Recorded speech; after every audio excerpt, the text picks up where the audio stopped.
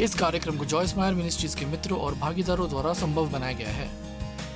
परमेश्वर एक बार में सब कुछ के बारे में हमारे साथ नहीं निपटता।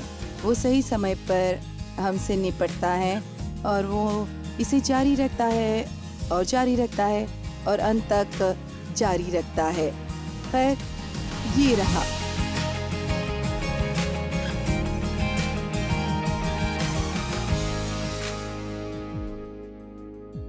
खैर, आनंद उठाया रोजमर्रा के जीवन का में हमारे साथ जुड़ने के लिए शुक्रिया।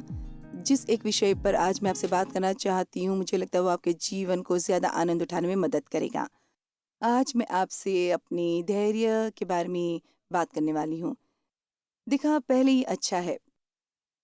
पहले से ही एहसास हो रहा है कि मैं आराम कर सकती हूँ। अपने आप में धैर्य रखें। अब जानते हैं, बाइबल में लिखा है कि हमें अपने उद्धार के लिए तैयारी करनी है।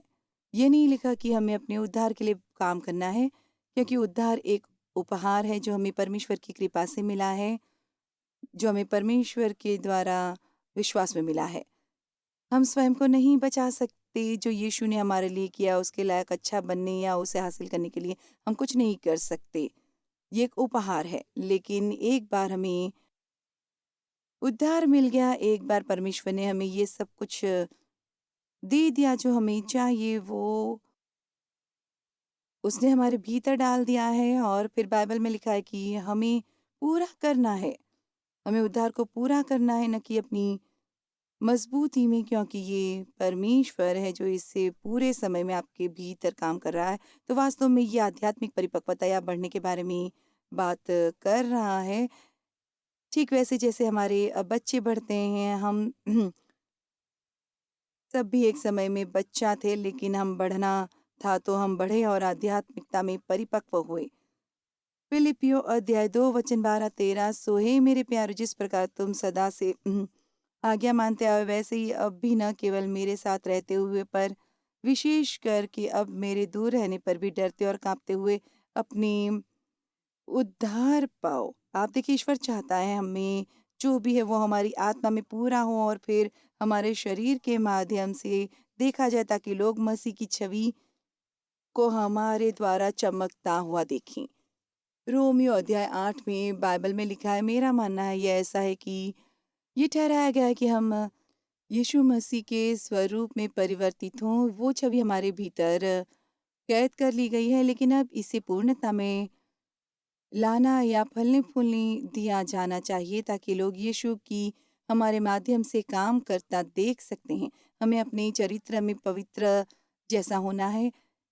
यदि हम आध्यात्मिक रूप से विकसित नहीं होते, तो इससे फर्क नहीं पड़ता कि यीशु जो हमें कुछ देने के लिए मरे या हम उसका आनंद लेने वाली नहीं हूँ। मैं फिलहाल बिली ग्राहम की पुस्तक पढ़ रही हूँ।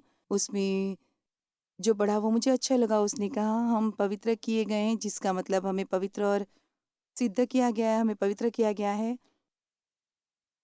और हमें पूर्ण रूप से पवित्र किया जाएगा, जिसका मतलब है महिमा मंडित, जब मसीह हमें अपने स्वर्गीय घर ले जाने आता है। इसलिए मुझे ये अच्छा लगता है। आध्यात्मिक रूप से ये हमारा है, लेकिन ये पवित्रीकरण या पवित्रता या आध्यात्मिक परिपक्वता कुछ ऐसा है जिस पर फिर पवित्र आत्मा काम करता है, न केवल हम में बल्कि हमारे जरिए और हमारे से बाहर। और ये अपरिमाण और स्तरों में होता है और इसमें समय लगता है। और इसलिए यदि आप बड़े होने के दौरान स्वयं के साथ धैर्य रखना सीखते हैं, तो आप अपने जीवन का भरपूर आनंद उठाते हैं। बाइबल में लिखा है, महिमा से महिमा तक महिमा। इसलिए हमें हमेशा लोगों को प्रोत्साहित करना है। आप कभी कभी अ, महिमा में है, लेकिन हो सकता है ये वही महिमा न हो जो दूसरा कोई जिसे आप जानते हो। वे आपके आध्यात्मिक विकास में आपके पीछे हो सकते हैं। वे अपने आध्यात्मिक विकास में आपसे आगे हो सकते हैं, लेकिन दूसरे लोग कहाँ हैं, हमें ये नहीं सोचना।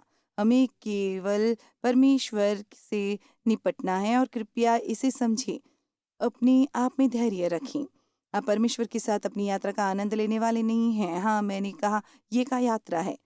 आप जानते हैं छोटे बच्चे कैसे होते हैं। आप एक लंबी यात्रा के लिए कार में ले जाते हैं। क्या हमें अभी वहाँ पहुँच गए, हम वहाँ पहुँच गए, हम पहुँच गए। और हम परमेश्वर के साथ ऐसे ही हैं। हम हमेशा चलते ही तेज़ी से हैं, लेकिन डरते हैं, काँपते हैं, अपनी उद्धार के बारे में। परमेश्वर ही है जिसने अपनी सुइच्छा निमित्त तुम्हारे मन में इच्छा और काम दोनों बातों के करने का प्रभाव डाला है। तो हमें क्या करना है?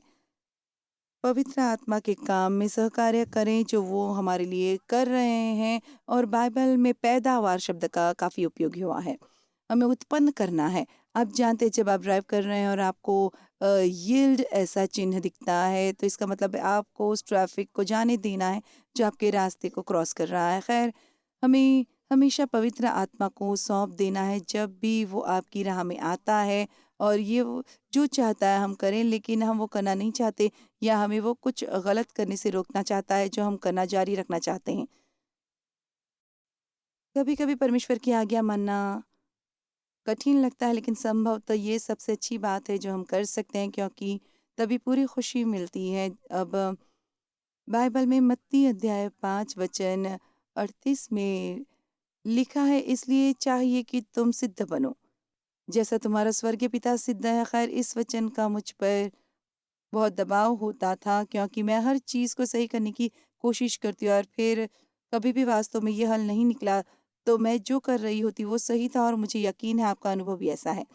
जब हम यीशु से प्रेम करते हैं, चीज़ों को सही करना चाहते हैं, और कभी-कभी ऐसा होता है कि जितना हम सही करने की कोशिश करते हम नहीं समझ पाते।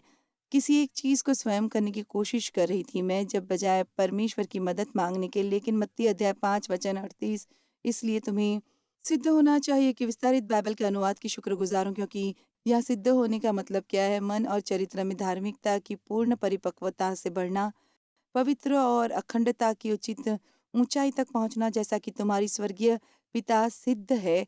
इसलिए सिद्ध बनो और पवित्र आत्मा के सहयोग से थोड़ा थोड़ा महिमा से महिमा तक परमेश्वर में बढ़ते रहो। पवित्र आत्मा तुम्हारे में बदलाव लाएगा, और हर एक बदलाव आपको अधिक सामंजस्य से यीशु मसीह की छवि के अधिक अनुरूप होने में मदद करेगा। अब कभी कभी मैं ये उदाहरण देना पसंद करती हूँ, और ये एक दयनीय उदाहरण है, लेकिन हम जा रहे हैं। ये रूप यीशु को दर्शाता है, हमें मसीह की छवि में ढाला जाना है। खैर, परमेश्वर का वचन कहता है कि यदि कोई मसीह में है तो वो नई सृष्टि है, पुरानी बातें बीत गई हैं, देखो वे सब नई हो गई।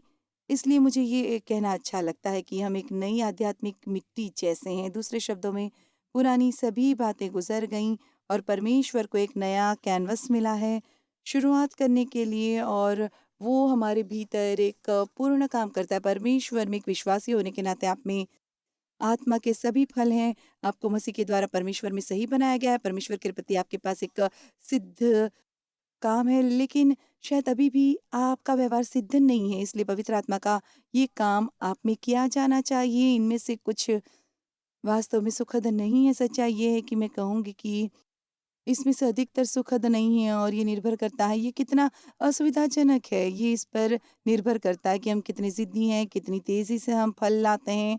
तो हम ये कहने वाले हैं कि ये हम हैं, ये नई आध्यात्मिक मिट्टी और ढालने की एक प्रक्रिया है। याद है, ये कहता है हम यीशु मसीह की छवि में ढाले जाने के लिए ठहराए गए हैं। अब यदि इस मिट्टी में एहसास होते तो मुझे यकीन है अभी-अभी ये कह रही होती, ये कुछ बहुत अच्छा मुझे महसूस नहीं करा रहा है, मैं अच्छा महसूस नहीं कर रही हूँ, तो ये क्या कहती आप समझ सकते हैं? रुको, रुको, रुको।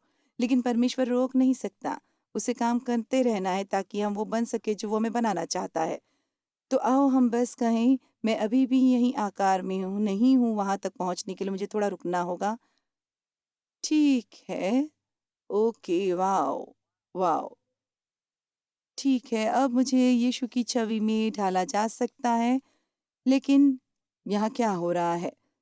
मैं पता लगाने वाली हूँ कि मसीह की छवि में ढलने के लिए मैं बहुत ज़्यादा, इसलिए कुछ चीज़ों को जाना ही चाहिए।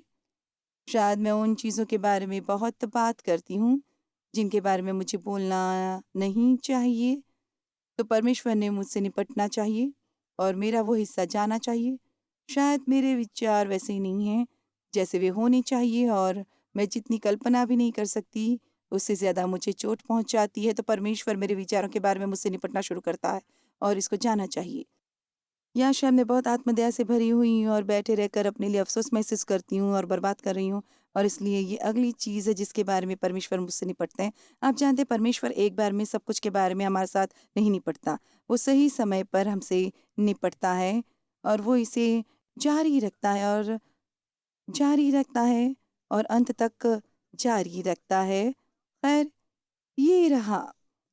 क्या आप जानते हैं, इसे सिद्ध करने में पूरा जीवन लग जाता है, लेकिन हमारे पास परमेश्वर के साथ काम करने से बेहतर और कुछ नहीं है। और परमेश्वर हमसे जो चाहता है, उसके लिए पवित्र आत्मा के साथ सहकार्य करना। क्या अभी-अभी ये अच्छा नहीं लगता? आप में से कितने जो वो सब होना चाहते जो परमेश्वर आपसे चाहता है, और आप अपना क्रूस उठाकर उसके पीछे चलने के लिए तैयार हैं?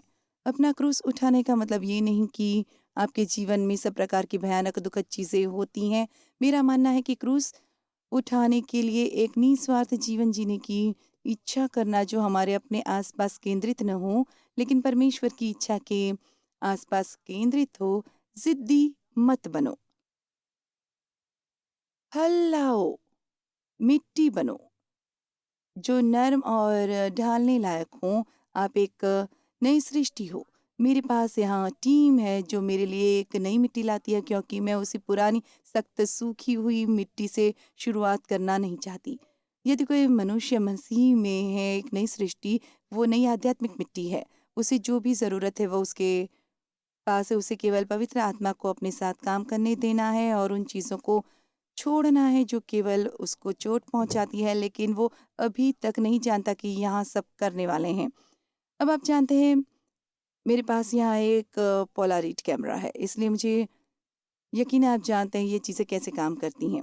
आप, चलो जैसे ये कहते हैं, मैं वहाँ अमांडा की तस्वीर खींचती हूँ। वो वहाँ कैमरे के पीछे हैं, आप उसे नहीं देख सकते लेकिन मैं देख सकती हूँ। तो मैं ये करने वाली हूँ। अब मैंने उसकी छवि कैद कर ली है। लेकिन इससे पहले कि मैं ये छवि को देख सकूं, इसे करीब 10 मिनट प्रकाश में अनावृत करना है। मसीह की छवि आपके भीतर कैद की गई है, लेकिन ये 10 मिनट से ज़्यादा लेने वाला है। लेकिन मसीह की पूर्ण छवि को आपके माध्यम से दिखाई देने में वर्षों लगने वाले हैं। हकीकत में यदि यहाँ मैं 10 मिनट खड़ी रहती और धीरे-धीरे देखती, तो मुझे धीरे-धीरे कुछ दिखाई देना शुरू होता, और सबसे पहले मैं कहती, ये क्या है? ऐसा दिखता नहीं कि ये कुछ होने जा रहा है, लेकिन आखिरकार मुझे अमांडा की तस्वीर मिलने वाली है, और जब ये साफ दिखाई देती है, मैं आपको दिखाऊंगी। अब यहाँ एक रेगुलर कैमरा है, जैसा मुझे लगता है यहाँ बहुत से लोग अभी भी इस्तेमाल करते हैं, लेकिन लोग इसका इस्तेमाल किया करते थे और मैंने इसके साथ कुछ किया, ये यहाँ आवाज़ कर रहा है। तो इस तरह के कैमरे से आपको उतनी जल्दी परिणाम नहीं मिलता जैसे कि हमें पोलारिड कैमरे से मिलता है। वो कुछ ज़्यादा नए डिज़ाइन का है, लेकिन पुराने कैमरे जिनसे आप अपनी तस्वीर लेते थे, उसका शटर काफ़ी देर तक खुला रहता है ताकि रोशनी अंदर आ सके। जब आपके जीवन में रोशनी आती है, आपको वो झलक मिलती है कि वो छवि जो आप मसीह में हो सकते हैं, लेकिन फिर इस फ़िल्म को और भी लंबी प्रक्रिया से गुज़रना पड़ता है और इसे एक डार्क रूम में ले जाना होता है। क्या ये दिलचस्प नहीं है कि एक तस्वीर पूरी तरह से एक अंधेरे कमरे में विकसित होती है, इससे पहले कि वास्तव में कोई इसे देख सके कि ये क्या है। आप में से कुछ को शायद ये अच्छा ना लगे, लेकिन यो डार्क रूम उन मुश्किल चीज़ों का प्रतिनिधित्व करता है जिनमें से हम गुज़रते हैं, जिन्हें शायद हम समझते नहीं और पसंद नहीं करते और उन्हें चाहते नहीं। जो हमें भ्रमित भी करती हैं और अब हम बस उन्हें समझते नहीं हैं, लेकिन ये उन ज़्यादा मुश्किल समय में होती हैं जिसमें परमेश्वर के साथ चलते हुए वास्तव में हम बड़े होते हैं। आप जानते हैं, यूनानी शब्दकोश में लिखा है, धैर्य आत्मा का फल है जो आज़माइश के तहत बढ़ता है। आप कैसे धैर्य रखना सीख सकते हैं? यदि आपके पास धैर्य रखने के लिए कुछ नहीं है, अधिकांश लोगों को धैर्य के लिए प्रार्थना करनी होती है। जानते हैं, जब ऐसा करते हैं तो क्या होने वाला है? उन्हें परेशानी होने वाली है, और मैं समझती हूँ कि मैंने परमेश्वर से सालों साल मुझे धैर्यवान बनाने के लिए प्रार्थना की और मुझे लगा जैसे बिल्कुल कुछ होने वाला नहीं था। खैर, क्या हो रहा था?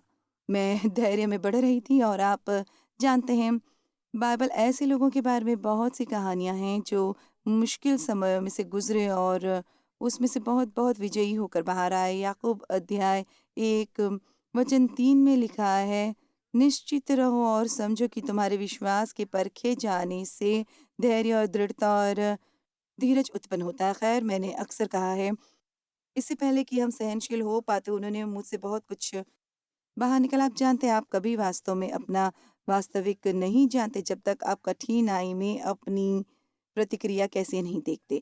यदि आप किसी व्यक्ति का वास्तव में चरित्र देख सकते हैं जब उन्हें अपना रास्ता नहीं मिलता या जब उनके साथ कुछ अनुचित घटता है और जब परमेश्वर उन्हें उस व्यक्ति के प्रति प्रेम में चलने के लिए कहता है जिसने उनके साथ अन्यायपूर्ण व्यवहार किया है। मैं नहीं जानती आप अभी किस स्थिति में से गुज़र रहे हैं। ये एक अच्छा मौका है कि आप में से कई, हो सकता है आप में से ज़्यादातर फ़िलहाल अपने जीवन में किसी तरह की मुश्किल से गुज़र रहे हैं और इस समय के दौरान मैं आपको प्रोत्साहित करना चाहती हूँ, तब नहीं जब ये ख़त्म हो जाता है और आपकी समस्याएँ सब सुलझ जाती हैं, लेकिन इस समय के दौरान लोगों को आपके द्वारा मसीह को चमकाना है।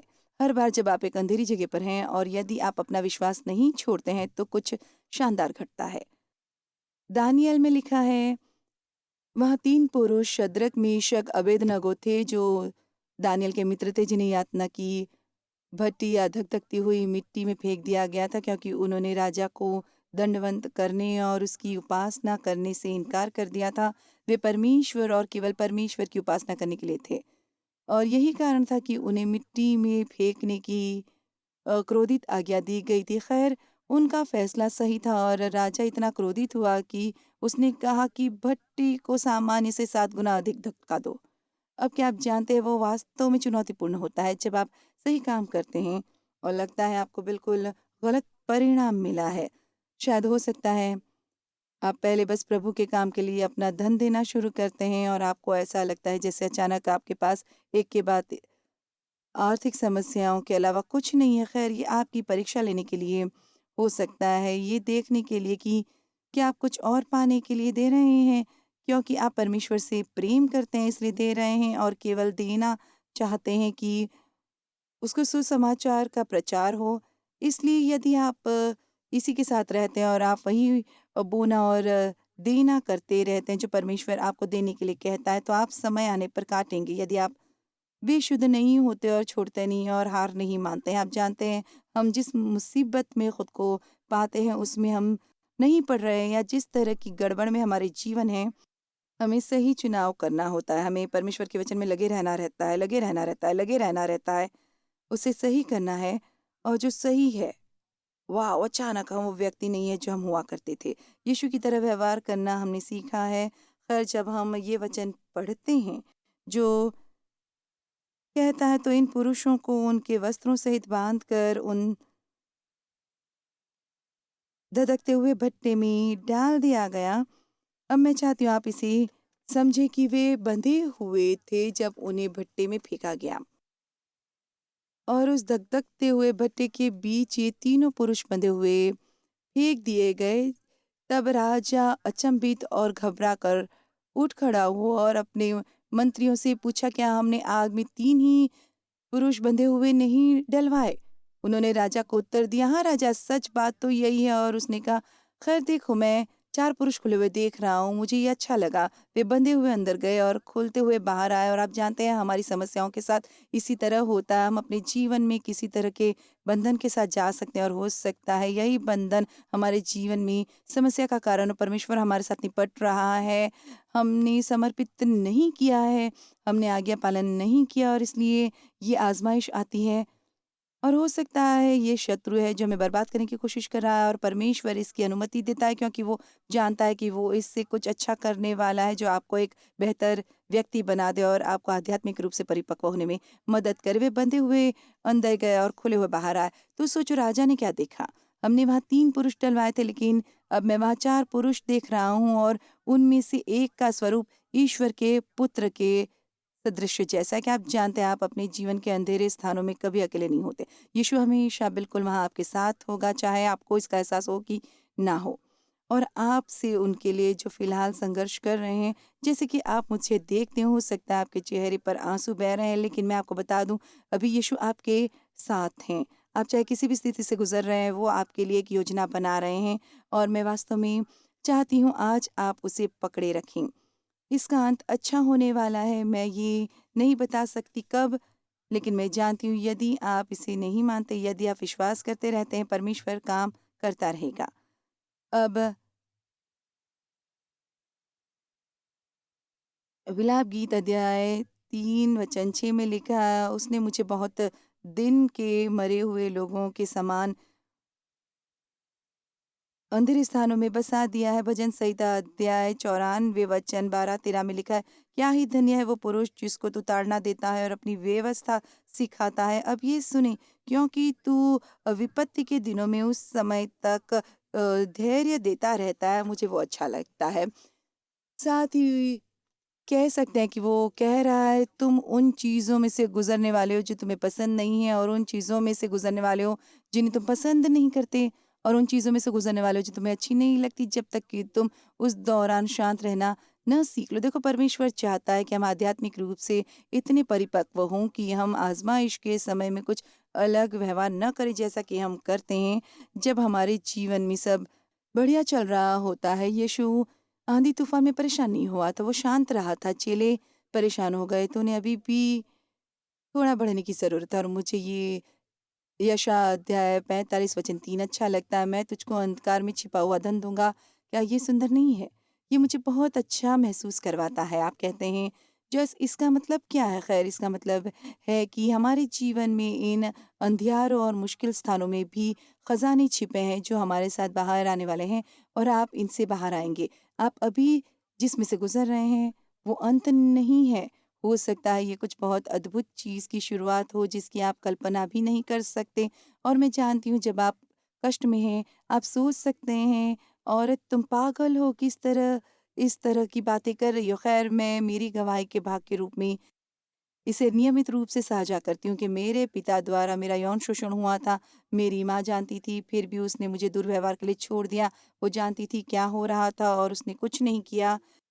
परिवार के अन्य कई सदस्यों द्वारा यौन शोषण किया गया, क्योंकि ये मेरे पिता के वंश में ही ये व्यभिचार की आत्मा थी। और उस वक़्त मुझे ये लगा था कि मेरा जीवन कभी अच्छा नहीं होगा। मैं जिसमें से गुज़र रही थी उससे बुरा कुछ मैं नहीं सोच सकती थी, और मैंने परमेश्वर से प्रार्थना की और मैंने परमेश्वर से छुटकारा माँगा। उसने मुझे छुड़ाया नहीं, बल्कि मुझे इसमें से बेहतर निकाला।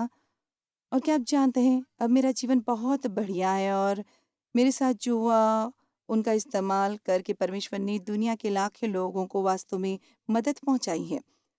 चाहे आप ऐसे कुछ में से गुजरें या आप किसी और तरह से पीड़ित हैं, पीड़ा आखिर पीड़ा है। और मैं एक जिंदा सबूत हूँ, और आप में से कई हैं कि आपके जीवन में कुछ भी बुरा होता है, परमेश्वर उसे ले सकता है और उसे अच्छे में बदल सकता है। आपकी गड़बड़ गंदगी आपका संदेश बना दे, आपकी गड़बड़ आपका चमत्कार बन जाए। मत्ती अध्याय 10 वचन 27, जो तुमसे अंधियारे में कहता हूँ उसे उजियाले में कहो। और क्या आप जानते हैं, आज मैं बिल्कुल वही कर रही हूँ जो मैंने अपने जीवन के अंधेरों में सीखा, उन्हें मैं अब दिन के उजाले में कह रही हूँ।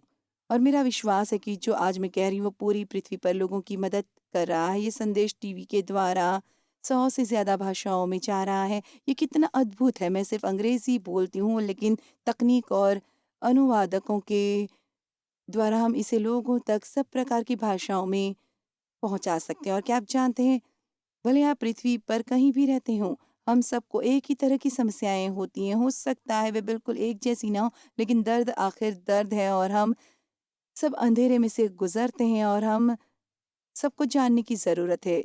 जैसे कि हम अंदर गए थे, उससे बहुत बेहतर हम बाहर आने वाले हैं, और आपको बदलाव की प्रक्रिया में धैर्य रखने की ज़रूरत है, जिस पर परमेश्वर आप में काम कर रहा है, क्योंकि अधीर होना केवल इसे बदतर बनाने वाला है।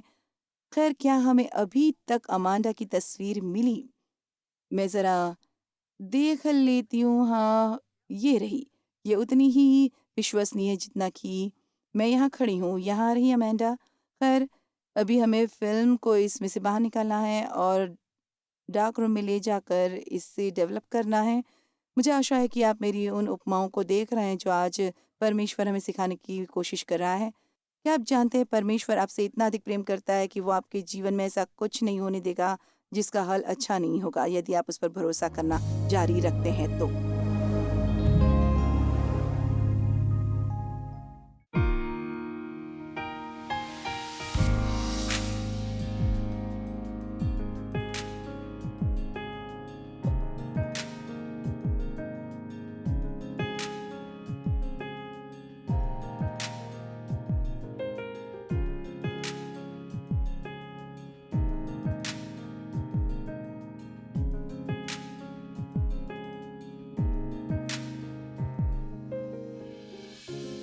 इस कार्यक्रम को जॉयस मायर मिनिस्ट्रीज के मित्रों और भागीदारों द्वारा संभव बनाया गया है।